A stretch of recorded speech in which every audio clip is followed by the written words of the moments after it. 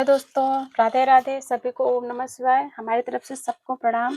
आज मैं दोस्तों आप लोग को एक ऐसी कहानी सुनाने जा रही हूँ कि आप लोग सुनोगे तो आप लोग को ज़रूर मतलब उसमें आप लोग को बहुत ज़्यादा सीख मिलेगी। ये छोटी सी कहानी है मेरी, प्लीज़ आप लोग ये वीडियो पूरा देखिएगा।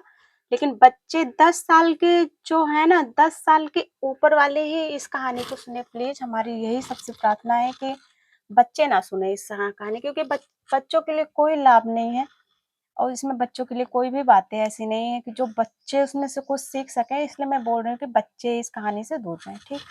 तो ये कहानी है दोस्तों, एक एक लड़का था और एक लड़की थी, ठीक। दोनों की शादी होती है। जब शादी हो जाती है दोस्तों तो 1 साल बीतता है। कुछ आदमी या मर्द ऐसे होते हैं कि उनको बच्चों से ना बहुत ज़्यादा लगाव होता है, मतलब बच्चे बहुत प्यारे होते हैं। तो वो जो लड़की थी उसके हस्बैंड थे ना, उसको बच्चे बहुत ज़्यादा प्यारे थे, बहुत बहुत लाइक करता था बच्चों को। तो 1 साल बीता, 2 साल बीता, 3 साल बीता, उसको बच्चे नहीं हो रहे थे। तो उसके हस्बैंड मतलब पूछने लगे कि तुमके क्यों बच्चे नहीं हो रहे हैं? मुझे बच्चे चाहिए। तो वंश बढ़ाने के लिए नहीं होता है, बहुत लोग मतलब कहने लगते हैं कि हमारा वंश कैसे आगे जाएगा। और बहुत लोग होते भी हैं कि बच्चे को बहुत ज़्यादा ही मतलब कि प्यार करते हैं और उनको चाहिए होता है। तो वैसा ही कुछ वो मर्द था, तो उसको बच्चे की बहुत ज़्यादा ज़रूरत थी। तो बहुत ज़्यादा उसके बाद उसकी बीवी ने कहा कि जब नहीं हो रहा है तो मैं ज़ाहिर-सी बात है, जब बच्चा बच्चा जब नहीं हो रहा है तो क्या कर सकता है वो, नहीं? तो वो बहुत ज़्यादा मतलब कि अपमान करने लगा, उसको मारने लगा, पीटने लगा। वो बेचारी बहुत दुखी थी, उसके मम्मी-पापा भी बहुत गरीब थे।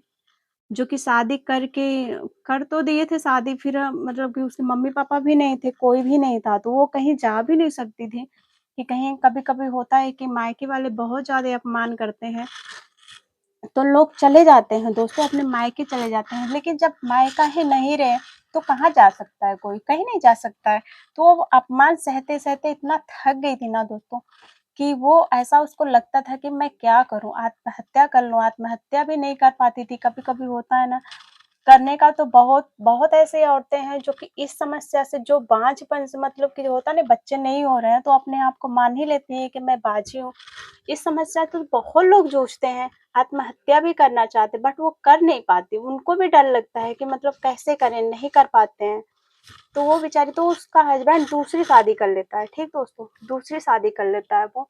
वो शादी कर लेता है, फिर उसको भी मतलब उसकी बीवी जब मतलब जब फिर कहता था कि चेक करवा दो, तो अपने उसके उसकी बीवी भी ने कितनी बार कहा कि मान लीजिए मेरे में कमी, ऐसा नहीं हो सकता कि बस मेरे में ही कमी है, बच्चे नहीं हो रहे। आप भी तो एक बार चेक करवा सकते हो ना डॉक्टर के पास। लेकिन वो नहीं सुनता है, बस मारता है, बस उसी की कमी निकालता है।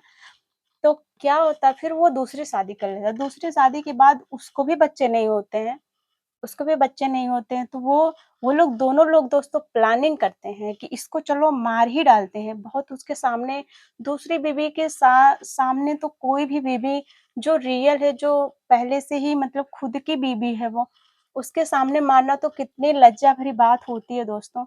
तो उसको बहुत पीटता था वो। तो वो लोग प्लानिंग किए दोनों लोग कि इसको चलो एक दिन जान से ही मार देते हैं सोए में। उससे पहले वो गया दोस्तों मारने के लिए, वो लोग दोनों लोग कहें कि चलिए रात में 12 बजे रात इसको मारते हैं, तो वो मारने के लिए गई। गए दोनों लोग मारने, तो वो आत्महत्या कर बैठी थी। ठीक दोस्तों? जब वो आत्महत्या कर ली तो इसकी बीवी को भी 2-4 साल, 3 साल मतलब 5 साल, इसको भी बच्चे नहीं हुए। तो फिर क्या क्या काम किया दोस्तों, वो फिर वो जब घर में वो मर गई ना, तो उस घर में मतलब कि देखिए दोस्तों, भूत पे तो वैसे कोई भरोसा नहीं करता, मैं खुद नहीं करती हूँ, लेकिन देखिए भूत होते हैं। भूत ये इसलिए होते हैं कि जब अगर आपकी दीर्घ आयु मतलब अल्प आयु में जिसकी आत्महत्या हो जाती है, या फिर किसी किसी की परेशानी से जो ज़्यादा परेशान किया है, या फिर किसी ने उसको मार डाला है, तो उसकी आत्मा उसमें भटकती है दोस्तों, ये रियल बात है। इस बात को तो मानना ही पड़ेगा आपको। तो और फिर उसकी आत्मा वहाँ भटकने लगी, तो वो लोग दोनों लोग पति-पत्नी जो दूसरी शादी किया था वो, दोनों लोग भाग गए। दोनों लोग भाग गए दोस्तों, तो एक किराएदार आया वहाँ, ठीक? एक किराएदार जैसे कि बहुत दूर से होता नहीं है, जब रूम खाली होता है, अच्छा खासा रूम खाली, मकान खाली होता है, तो मकान मालकिन सोचता है अगल-बगल के तो कोई रहेगा नहीं उसमें, जान-पहचान के लोग तो उसमें रहेंगे नहीं दोस्तों। लेकिन हम वो बाहर से मतलब कोई आया वहाँ से आदमी, इंजीनियर था तो उसने कहा कि मुझे रूम चाहिए, यहाँ मेरा मतलब कि हुआ है, यहाँ मुझे मतलब यहाँ काम हमें है, यहाँ मेरा ऑफ़िस मतलब यहाँ है तो यहाँ से मैं यहाँ सही पड़ेगा, ये रूम हमको दे दीजिए। रूम तो उसको मिल गया दोस्तों। उसको क्या पता था कि उसमें वो ख़त्म हुई है। तो उसके साथ एक बच्चा भी था। उसके साथ जो औरत वहाँ से आई थी, तो उसके साथ एक बच्चा था, तो उस बच्चे के लिए तो उसने कितने मेहनत किए थे। पहले तो जब उसने देखा कि इसमें उसको वो इतना परेशान हो गई, इतना मतलब इतना ज़्यादा सबको परेशान करने लगी, किसी को वहाँ रहने ही नहीं देती थी। तब इसके साथ एक बच्चा था, तो बच्चे की वजह से इसको पहले तो बहुत कोशिश की कि इसको भगाएँ, बहुत तरीके से डराया उसने, दरवाज़ा गिराया, छिपकली गिराई, मतलब हर तरीके से परेशान किए, लेकिन ये लोग नहीं गए। तो फिर एक बच्चा था इस एक तो बच्चे से इसको बहुत लगाव हो गया उसके बच्चे से। उसके बच्चे से बहुत प्यार करने लगी तो एकाएक मतलब आपस में जैसे होता नहीं है कि उसको भूत बच्चे बच्चे जो होते हैं वो सब लोग कहते हैं ना कि भगवान बसते हैं उसमें, ये रियल बात है।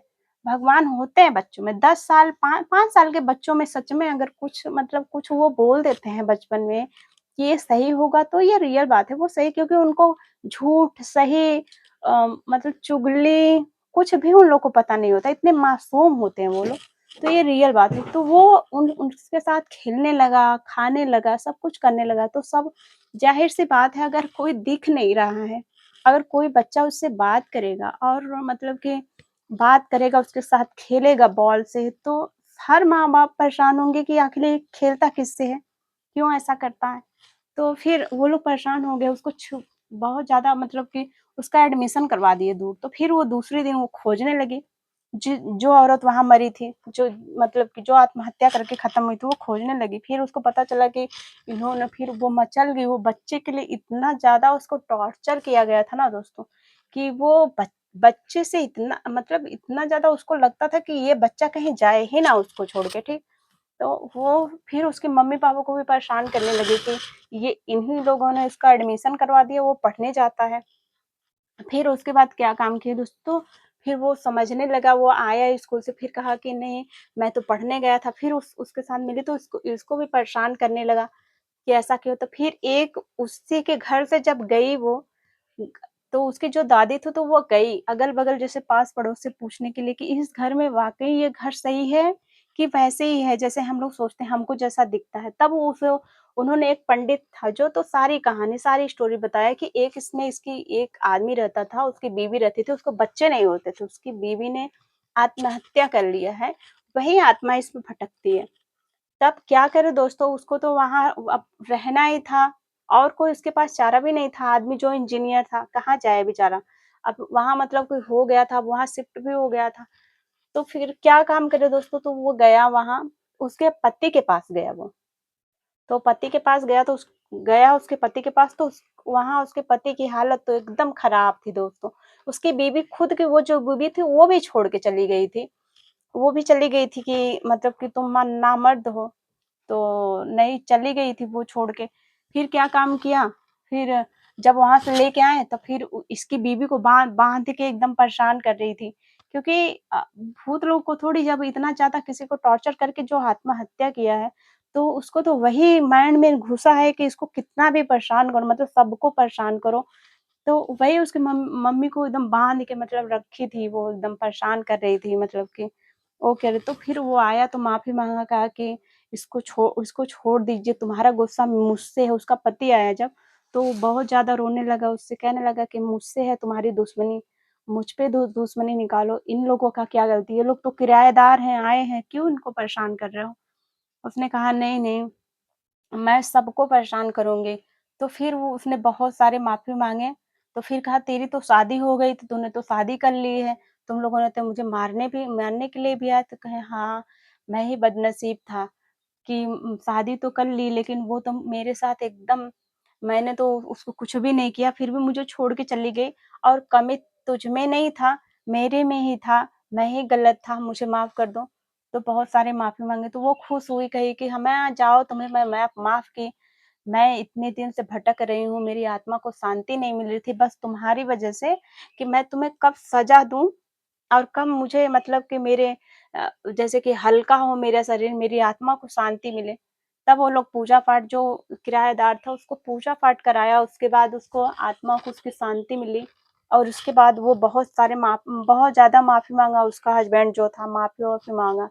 फिर उसने माफ़ कर दिया दोस्तों, वो चली फिर क्या चली गई बेचारी अल्पायु में वो आप उसकी मतलब पूजा-वूजा करवा दी, सब कुछ हो गया। तो कहानी देखिए उसको माफ़ कर दी, सबको माफ़ कर दिया। तो दोस्तों उस कहानी से देखिए ये सीख देखिए मैंने ये कहानी इसलिए नहीं बताई कि आपको वैसे तो कहानी आपको ऐसा तो देखने को मिलते ही हैं, बट कहानी से ये सीख मिलती है दोस्तों कि किसी को भी परेशान करने से पहले अगर हस्बैंड वाइफ को दोनों लोग को अगर बच्चा मान लीजिए कि नहीं हो रहा है, तो ज़रूरी नहीं है कि पत्नी में मतलब औरतों में ही कमी है, आप में भी कमी हो सकती है दोस्तों। तो पहले आप पहली बात तो परेशान ना करो, ठीक? पहली बात तो उसको परेशान इतना ना कीजिए कि आप मतलब आत्महत्या करने की नौबत आए, ऐसा कभी नहीं करना चाहिए, ठीक है? उसके बाद आप जाँच करवाइए, अगर उसको जाँच करवा रहे हैं उसमें कुछ नहीं निकल रहा है, तो खुद को भी जाँच करवाना चाहिए। खुद को भी करवाना चाहिए दोस्तों क्योंकि उसको उसमें कमी नहीं है तो मान लीजिए आप में ही कमी है, दोनों में कमी होगी तभी ना, इसमें नहीं है तो मान लीजिए आप में होगी, दोनों लोग को मतलब चेक करवा के और वो करना चाहिए और प्लीज़ अगर आप मेरी कहानी आप लोग को थोड़ा-सा भी अच्छी लगी हो तो प्लीज़ एक कमेंट ज़रूर कीजिएगा और लाइक शेयर ज़रूर करके जाइएगा। तो प्लीज़ दोस्तों हमारी कहानी कैसी लगी प्लीज़ कमेंट बॉक्स में ज़रूर बताइएगा। सबको ओम नमः शिवाय। Thank you.